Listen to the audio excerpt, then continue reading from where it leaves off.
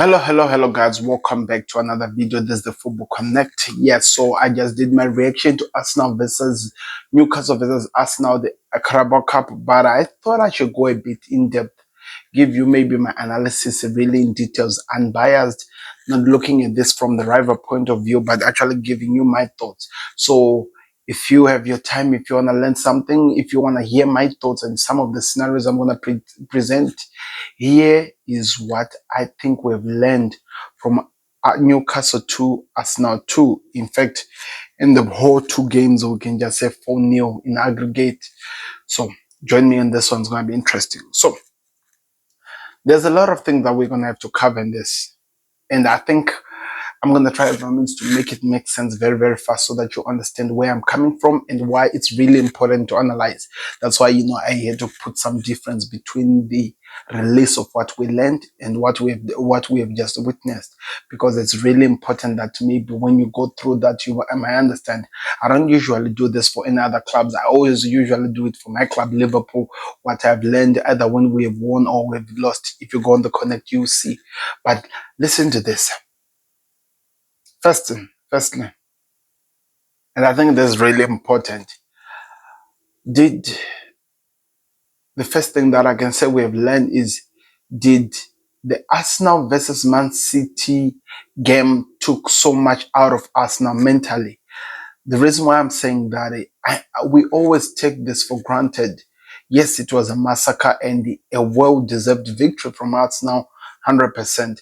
But usually you find that whenever a team is playing with a bigger team, the preparation going to that game, you put so much in getting prepared for that, and you just think that after that defeat, after that win, you can always carry the same thing to the next team. But yet, mental-wise, after what you would have given just to deal with the big team, you might find yourself maybe a bit lacking to the point that we're used to. Because I think against Man City, Arsenal proved to the world that they can play good football and they can cause chaos. Because people were labeling them boring, were labeling them set piece FC, all those things. Everything was really presented to us.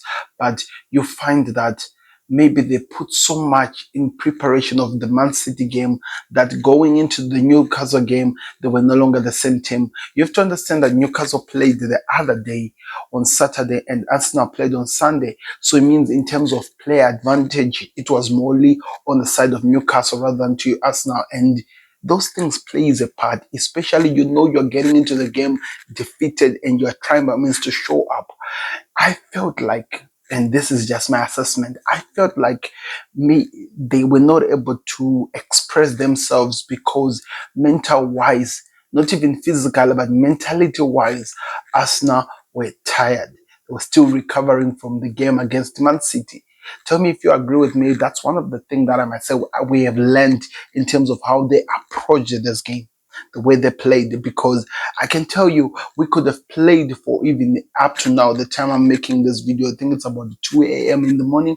We could have played until now and Arsenal would not have done anything to cause problems to Newcastle on their goal. Let me know in the comment section, because I feel like that's one of the most important things to analyze. Also, one thing that was really maybe given maybe more clarity than usual. People talks about so much that Saliba and Gabriel, that the most fearsome defense in the Premier League, that any attacker coming to them fears them. In fact, all the attackers that deals with them, they fear to deal with Saliba and Gabriel than any other defender in the Premier League.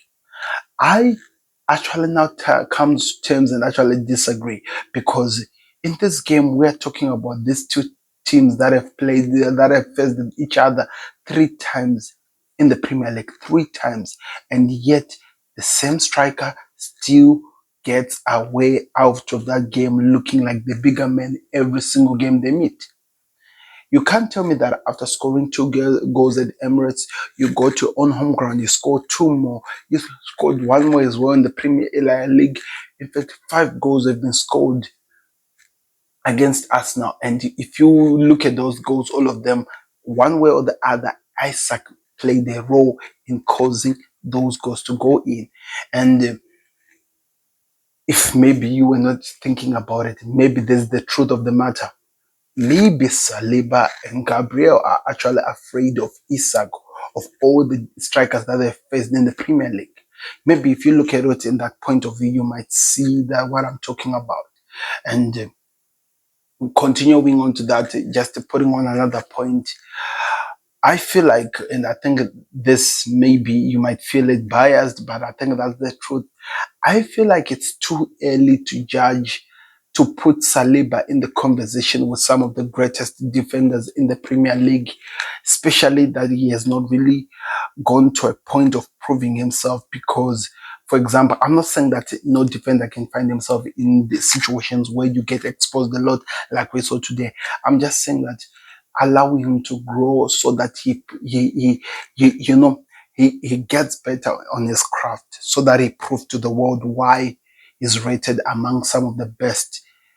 At the moment, it's too early. Giving a player too much hype earlier in the career, it never really goes well because we have so many names we can name of players who were told that they're above the world and they just could not prove what they were capable of doing according to what the pressure that they have been put upon them. So I think that is really important that maybe you look at it in that way, that give that time, some time a bit. Just give it some time. He will get there, but give him some time so that he can be better.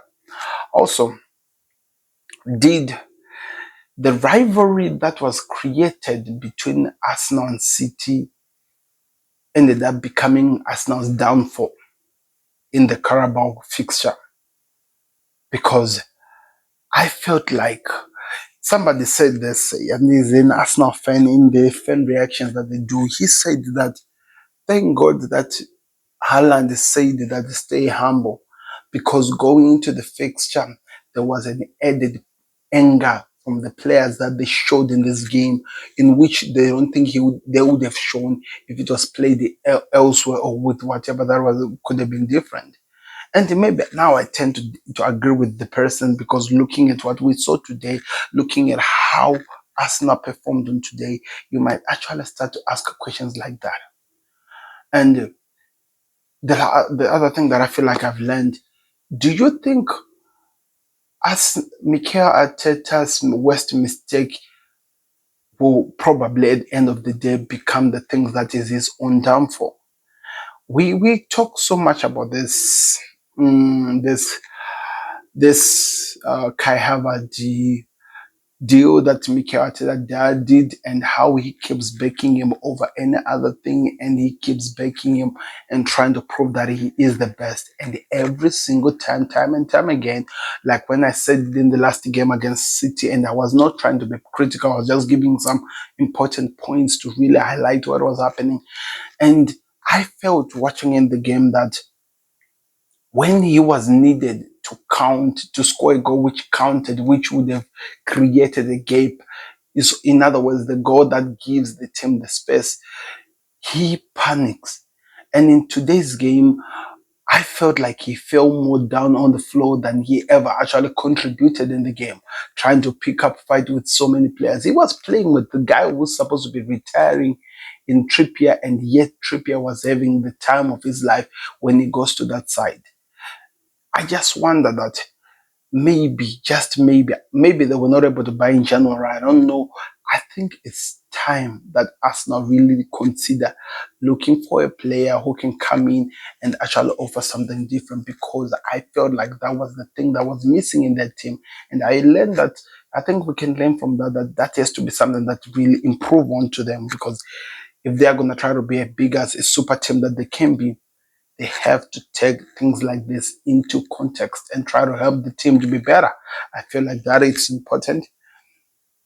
Secondly, did the injury that Martin Odegaard suffered from actually affected him mentally more than we really thought of it? Because it feels like since suffering that injury in the national team, Martin Odegaard, mentally wise, is not there. He's afraid to express himself the way we usually know what Martin Odegaard is able to do.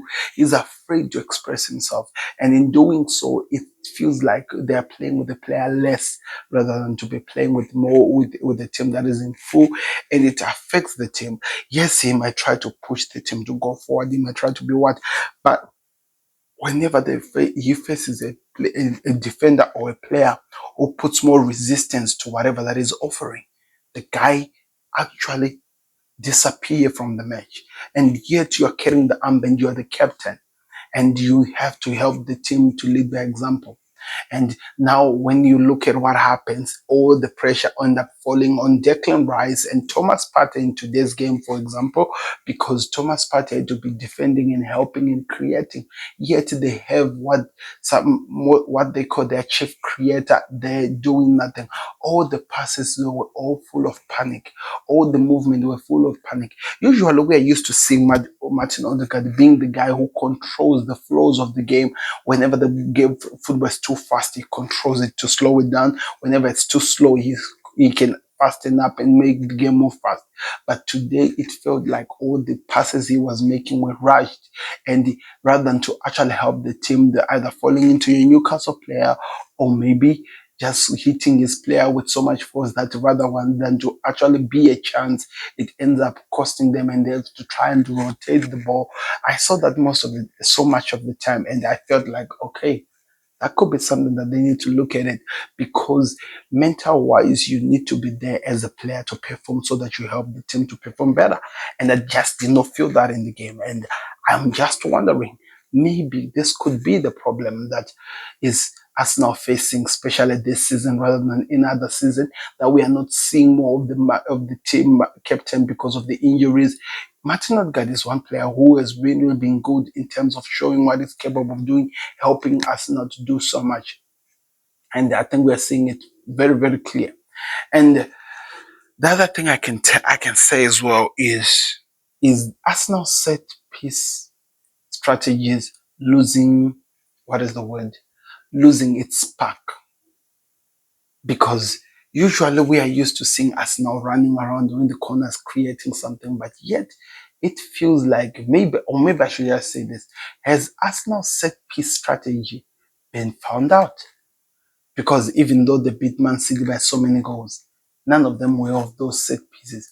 Try by all means to sit down and remember the last time they scored from a set piece in the Premier League. It feels like people are starting to get a hint of what they do in corners and the free kick and everything. Whatever they're trying to do, it seems like they're getting a hint. And usually they take so much time. And I just feel like maybe it has been found out. And whenever something has been found out, you have to move on. You have to move on. It's really, really important that you do that, because if you don't, it exposes you a lot. And on the other side, talking about Newcastle. Newcastle are a good team, and I think they offered well going forward and as well in attack, and it just neutralized Arsenal. All the strengths of Arsenal were not able to be seen in the game. Maybe also it was caused with the fact that Martinelli left in the pitch early with an injury, or maybe just because Trossard had an injury and he could not really recover well, but yet all the types of techniques that Arsenal could use to create against Newcastle, all of them were neutralized. And I just wonder, how far can that go from, and what can they do to be better? Because I think it affected them to producing something amazing. I don't know. I think I'm overreaching in this video, but you let me know in the comment section. This is what I always do whenever I talk about what we learned about, go more into details of players and personnels and stuff like that. And I just wonder, maybe we need to see more. Let me know your thoughts in the comment section.